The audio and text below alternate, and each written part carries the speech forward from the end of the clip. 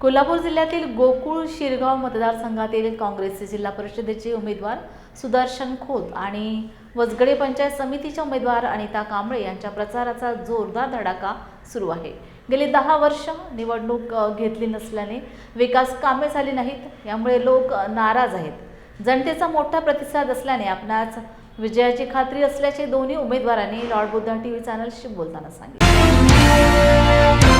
प्रतिसाद तर एकदम तुम्ही आता पाहताय, शेकडो लोक उत्स्फूर्तपणे अगदी प्रचारासाठी सामील झालेले आहेत आणि आमचा प्रयत्न राहील की घर टू घर प्रचार राहील आमचा। आता आहेत ना, काय झालंय, स्थानिक स्वराज्य संस्थेच्या म्हणजे जिल्हा परिषदेच्या निवडणुका गेले 9 वर्ष झालेले नाहीत। जिल्हा परिषदमार्फत होणारे वेगवेगळे कामं आहेत, जे रस्ते आहेत, लाईट आहेत, गटर्स आहेत, बऱ्यापैकी झालेले नाही आहेत। शासनाने मध्ये विकास कामं थांबवून बाकीच्या ज्या योजना राबवलेल्या आहेत, त्यामुळे विकास कामाला निधी दिलेला नाही।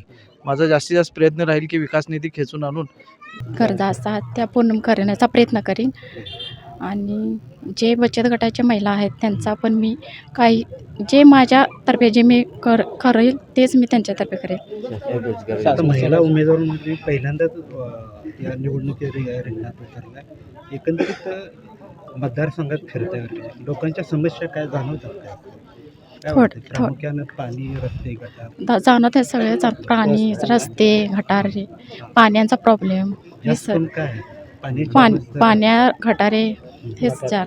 तुम्ही निवडून आल्यानंतर जास्त प्राधान्य कशाला? मी जास्त प्रधान पाणी, गटारे, रस्ते, गटारे मूलभूत होते ते खात्री करेन मी, जे मला खात्री होईल ती करेन मी।